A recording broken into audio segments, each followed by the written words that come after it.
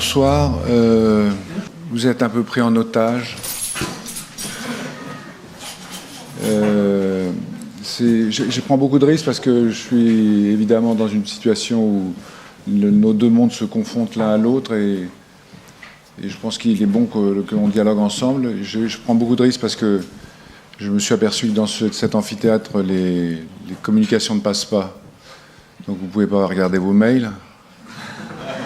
J'ai pris beaucoup de risques parce que j'ai mis les portes en bas et qu'on voit arriver les retardataires. Mais je le fais parce que je suis prof et comme ça, on est obligé, les étudiants sont obligés d'arriver à l'heure. C'est un peu pervers tout ça. Je vais essayer de vous montrer quelques images de vacances. C'est des vacances mondialisées. Je vais essayer d'être pas trop péremptoire, mais je voulais profiter de l'occasion pour vous parler de la ville fragmentée. C'est une photo de chantier. J'aime bien ce chantier. La ville est en transformation radicale, la mondialisation est en marche. Et face à cela, je voudrais juste que l'on parle du spécifique par rapport au générique et que l'on parle de la ville, comme vous le disiez à l'instant, de la ville où on a envie d'être ensemble.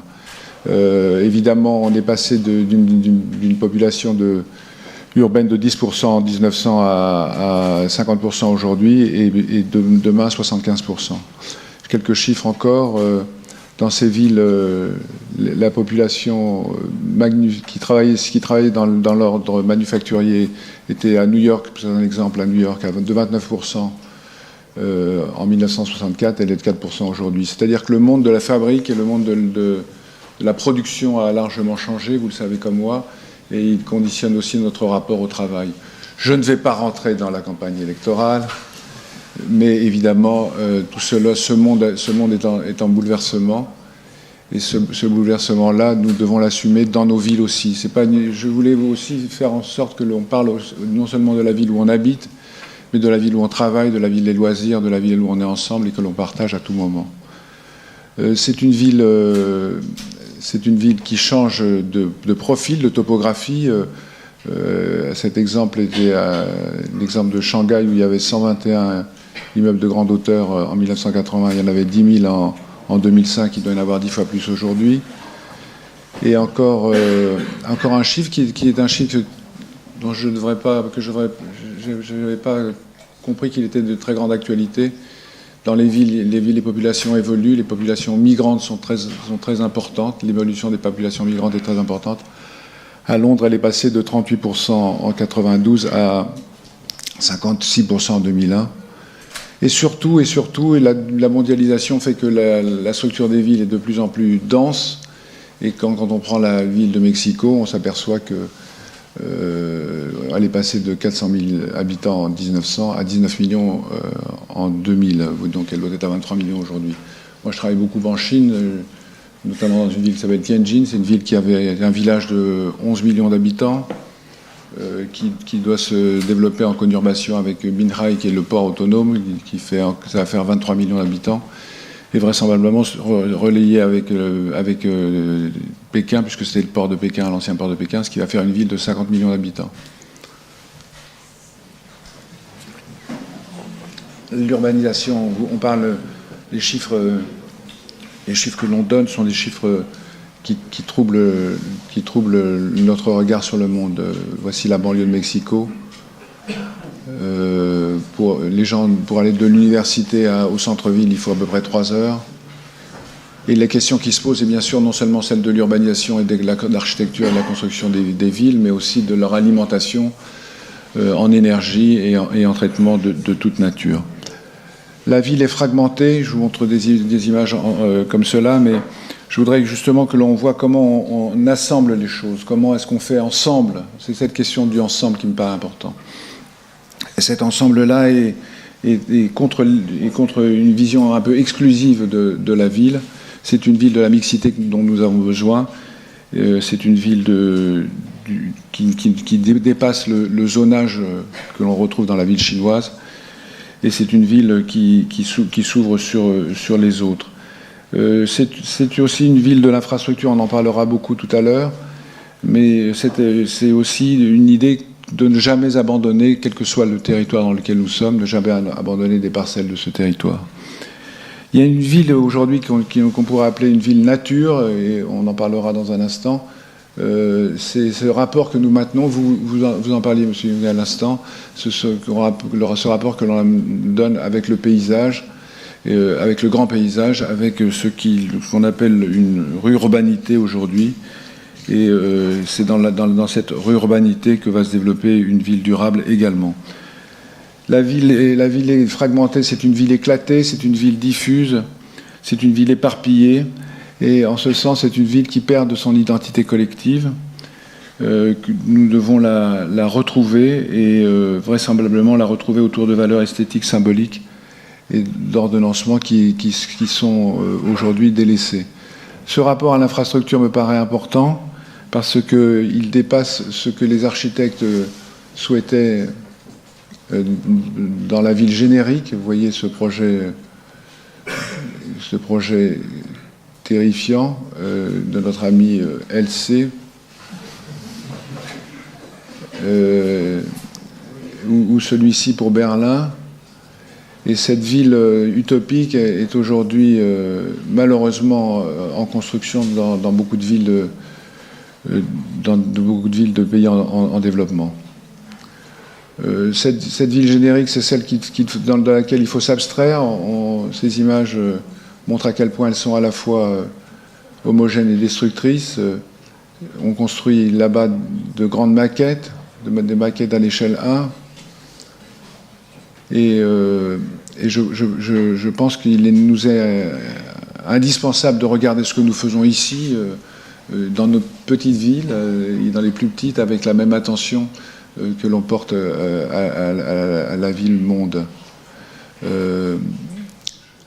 Ce regard sur la qualité et la diversité me paraît être un regard indispensable pour rassembler la ville-centre, c'est la ville dense, ce qu'il était d'usage de qualifier la banlieue périurbaine, et qui n'est pas la ville au banc de la société, les aires suburbaines, et je m'adresse aux promoteurs qui sont ici présents pour leur dire à quel point il nous est important à nous de ne pas considérer le territoire comme la table rase dans laquelle rêvaient les architectes, mais celle de l'implantation du territoire et le mitage sur ce territoire. Il faut absolument être économe dans ce rapport entre la ville et la nature. Et bien sûr, ces images montrent à quel point la ville chinoise ne l'est pas. Alors, la ville nature, la ville et la nature, la ville et la relation avec la nature, c'est plus complexe qu'il y paraît, parce que cette nature-là est évidemment une nature transformée par l'homme, une nature non naturelle. J'insiste un peu là-dessus parce qu'il y a souvent une confusion entre l'état des choses aujourd'hui et leur persistance dans le temps. Ce paysage, notre paysage, ce paysage de la douce France, doit être reconnu dans ses qualités de distance, de paysage, de lointain et de proche, d'horizon. Regarder cela avec amour et attention, mais aussi en se préoccupant de la manière dont on l'occupe aujourd'hui et on le transforme. Ce paysage n'est pas un paysage naturel, c'est un paysage transformé par l'homme, conquis par l'homme, et à partir duquel il construit ses modes d'habiter. Mais il faut faire un peu attention. Attention aux entrées de ville, attention à la manière d'habiter. Et ces exemples-là sont pour moi aussi éloquents, aussi troublants que la ville chinoise de tout à l'heure, non pas simplement parce que la qualité de l'architecture n'est pas bonne, mais dans les fleuries, les dahlias et les bégonias, l'avenir de notre monde se joue, et l'avenir de notre territoire se joue là aussi. Nous sommes responsables de cette transformation de la ville nature, et nous sommes responsables de sa transformation radicale. Donc je nous invite, parce que je nous parle, à plus d'attention là aussi.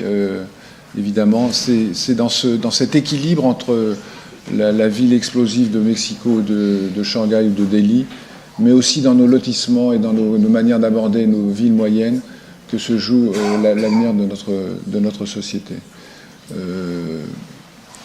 Lotissement, lotissement, lotissement.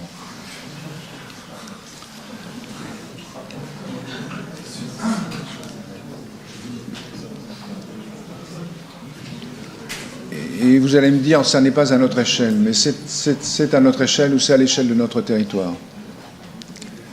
Je voulais vous parler de l'infrastructure parce que je m'y intéresse beaucoup et parce que je pense que c'est là aussi qu'il faut porter une attention particulière pour densifier la ville. Vous parliez de cela. Densifier la ville, c'est libérer des territoires par ailleurs et ne rien abandonner, ne pas abandonner ses sous-faces et en les transformer en toits, les habiter. Et je vous donnerai quelques exemples. On avait proposé il y a quelque temps de considérer que les ponts pourraient être habités. Et j'avais fait cette proposition pour New York d'infrastructures dans laquelle on pourrait développer des parties d'équipements publics au sein de la métropole new-yorkaise et habiter les ouvrages. Je vais vous montrer de manière imprudente 2 projets qui traitent de cette relation à l'infrastructure et qu'on développe actuellement. Le premier est celui-ci, c'est celui que nous développons au-dessus des voies des chemins de fer à Austerlitz. Il s'agit de construire un bâtiment-pont, il n'y a pas d'appui possible sur ces 58 mètres de portée, donc il s'agit de construire un bâtiment qui franchit ces 58 mètres. Alors, je vous montre à titre d'exemple parce que je pense que c'est aussi un regard que l'on peut porter sur l'infrastructure. Ici, il y avait une dalle. Les architectes et les urbanistes avaient souvent pensé de l'urbanisme à partir de la tabula rasa. Ils ont pensé aussi l'architecture à partir de la tabula nova. On construit une dalle et après on met des bâtiments par-dessus. On connaît les limites de ce propos, notamment d'un point de vue économique, puisqu'il s'agit de construire, d'accueillir ce qu'on ne sait pas, ce qu'il y aura. Donc, c'était pas possible ici. Donc, on a proposé nous de construire un bâtiment-pont qui porterait sa propre dalle. Et donc, dans un équilibre économique, bénéficier c'est dans l'axe de la TGV ici, et de bénéficier de l'apport foncier pour le mettre dans la structure elle-même. C'est une structure libératoire, c'était le concept de la structure. Elle est faite d'appuis qui nous ont été donnés à 58 mètres de portée. On met 4 ponts de très grande portée, et on libère entre les espaces une grande structure qui va être une structure libre. Voilà les 4 ponts qui franchissent les voies de chemin de fer et entre lesquels s'installent des bureaux. Alors ce qui me paraît important, c'est là où c'est plutôt de dire à quel point il me paraît important aussi que l'espace tertiaire devienne un espace d'une certaine qualité domestique. On passe beaucoup de temps, peut-être plus de temps d'ailleurs dans nos bureaux que chez nous. Et donc trouver des prolongements particuliers, c'est dire que ces bureaux vont avoir des terrasses, des balcons, des loggias, des vues lointaines et des vues proches, et qu'on va pouvoir avoir des épaisseurs variables, des bâtiments de bureaux qui vont faire 9 mètres, 12 mètres, 18 mètres, 23 mètres, qui vont être, parce que la structure est concentrée en ces points, vous voyez qu'on franchit les voies de chemin de fer de là à là. De là à là, il y a 58 mètres. Et les 4 ponts sont reliés par des ponts transversaux. Et ça libère totalement cet espace, de manière à avoir ces bureaux ouverts sur le grand paysage. Vous voyez les terrasses, les balcons. Ce qui va donner des bureaux très différents, à la fois dans leur habitabilité, dans leur domesticité, dans la manière d'y être en relation avec le paysage. Sur les grands ponts, on a ces parties structurelles, et sur le reste, on a des parties ouvertes sur le grand paysage. Ce bâtiment est en construction actuellement. Je vais vous montrer quelques images de sa fabrique. On le construit de part et d'autre, on l'avance au-dessus des voies de chemin de fer, on construit ce qu'on appelle le crash deck. On a le droit de construire 2 heures par nuit seulement, les 15 000 mètres carrés de bureau. Ça avance lentement. Voilà la proposition qu'on a faite et qu'on suit à peu près aujourd'hui. On descend puisqu'on construit au-dessus, on montre les ponts, et puis on arrive dans une phase où on arrive à occuper depuis le centre, construire les façades. On est exactement dans cette phase aujourd'hui en train de construire ces façades. On ne les déroule pas aussi vite que sur l'image.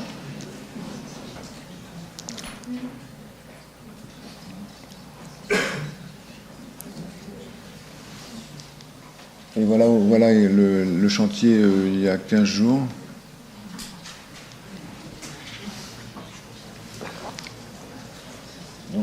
bureaux, les parties libres de bureaux ne sont pas présentes. Ça, c'est les ponts. Et on construit les ponts d'abord, puisqu'on suspend le crash deck, la partie basse, et on supporte la partie haute. Ça, cette partie-là.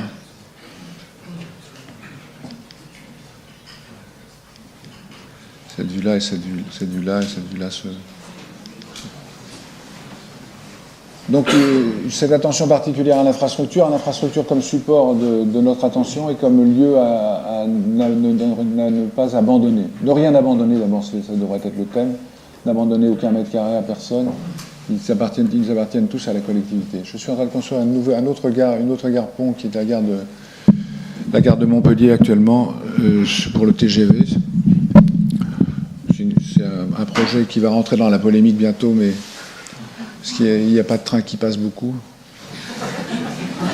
Mais je l'attendais, donc je l'ai préparé. C'est pas une gare qui sert à rien, c'est une gare qui va servir, puisqu'elle va permettre à la ligne de Nîmes à Barcelone de rejoindre l'Espagne. Donc comme il n'y avait pas le financement de la gare de Nîmes, le barreau n'est pas fait. Donc pendant un an, on va sûrement faire autre chose que faire passer des trains. En tout cas, y faire passer très peu de trains au départ. C'est un bâtiment pont. Et à ce titre, nous avons travaillé sur l'hypothèse d'une gare méditerranéenne. Et là, j'insisterai un peu sur deux aspects. Cet aspect de service public de l'infrastructure, dans ce lien qu'elle aura avec l'Espagne et Toulouse. Et aussi sur la question du rapport à la construction, du rapport à la matière, du rapport à la matérialité. Alors, je ne vais pas me lancer dans une grande diatribe ici avec vous, mais cette attention au monde, je reviens sur la remarque de tout à l'heure, cette attention au monde commence par le regard sur la matière, sur la manière d'utiliser les ressources naturelles. Nous sommes les premiers transformateurs de la planète. Je vous montrais les tonnes d'acier, il y a à peu près 7000 tonnes d'acier sur le bâtiment précédent. Cet acier est extrait de la planète. L'aluminium qui est là est extrait de la bauxite qui vient de Nouvelle-Guinée. Nous sommes tous les premiers transformateurs de la planète, quel que soit le matériau que nous utilisons. C'est un matériau qui est né de cette transformation du monde. Et l'architecture, c'est cet art de la transformation. Donc là, nous, on a travaillé plutôt sur la question de la lumière, et le plaisir qui est dans cette matérialité-là, on le trouve dans la réalisation de ces grands voiles de béton, qui sont en fait des bétons de fibres ultra performants, et qui sont des coques de 5 cm d'épaisseur, sur 18 mètres 30 de portée et 100 mètres de longueur. Donc ça va permettre de créer un filtre, et de créer un filtre de lumière au-dessus de cette gare. Voilà les premiers éléments, voilà l'état de la construction il y a quelques jours à peine. Être en relation avec le monde depuis l'infrastructure, depuis le regard qu'elle porte ici et au lointain, être en relation avec le monde sur les territoires que nous occupons, être en relation avec le monde pour le mettre en partage. C'est un regard particulier sur l'espace public, c'est une manière d'être en balcon sur le fleuve. Ici, on avait construit cette fenêtre ouverte sur le ciel, être entre le sol et le ciel, au-dessus de l'eau, s'ouvrir sur le ciel et être dans une situation gravitaire. Je passe vite, et ça, c'est un projet qui est plutôt dans l'ordre de la relation avec l'horizon, qu'on a construit dans une ville qui s'appelle Linhai, à côté de Tianjin, et qui est comme une succession de grandes structures de béton flottant sur cet horizon du lac. Et pour finir, deux projets, un qui est cette manière de se transporter sur cette feuille d'acier à Yangzhou, c'est une autre ville dans le sud de la Chine, et qui, encore une fois, nous met dans une relation au paysage par l'intermédiaire d'un chemin gravitaire.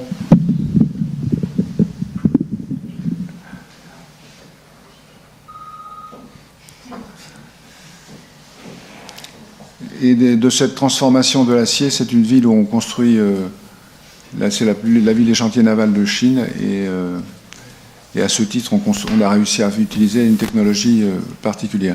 Donc, que ce soit en acier ou en béton, que ce soit en bois ou en argile, c'est bien de cette relation à la fois au grand paysage, à l'équilibre, vous voyez ces gens qui font du tai chi en bas, et au monde que nous adressons. Je reviens sur cet ouvrage pour vous dire à quel point il a compté pour moi, parce que il nous a mis, on l'a construit ici à l'endroit du pont flottant. Je ne reviendrai pas sur la polémique de son déplacement. Il n'était pas prévu à cet endroit-là initialement, mais sur le pont flottant, dans cette période, dans cet endroit qui est le berceau de votre ville, de votre agglomération, de ce territoire qui a été largement transformé. Alors je dis ça parce que quand on parle des paysages de paysages, on a toujours une relation avec des gens qui veulent ne rien changer. Ça, c'est le Rhin d'aujourd'hui, voilà le Rhin d'hier, et ça n'est pas tout à fait le même. Mais on nous avait beaucoup demandé de préserver celui-là parce qu'il ne fallait pas le changer. Les oiseaux sont passés, les canards sont retournés chez eux. Les poissons ont évité les piles. Et enfin, ensemble, vous êtes dans cette situation de partage de cette géographie extraordinaire du fleuve. Strasbourg est une ville-pont, c'est une ville-pont entre la France et l'Allemagne. C'était une ville frontière et aujourd'hui elle partage cette vallée commune entre la forêt noire et la forêt des Vosges. Ces gens qui se trouvent au milieu, j'ai vu de tout type de gens se manifester au milieu de ce pont, des plus humbles aux plus fortunés, ou des puissants et des pauvres, pour dire ensemble, nous partageons une vallée commune. C'est ce territoire commun qui est le nôtre, ce territoire du Rhin, où la blonde Lorelai aurait quitté son rocher pour retrouver son amant. C'est pas mal. La frontière est là où se trouve ce qui est différent, l'autre est là, qui me regarde, qui me parle. Strasbourg, c'est une ville du lien, c'est une ville du lien territorial. Strasse, vous le savez comme moi, c'est la ville, c'est la rue, c'est l'infrastructure dont je parlais tout à l'heure, que vous partagez avec Bourg, qui est l'habitation.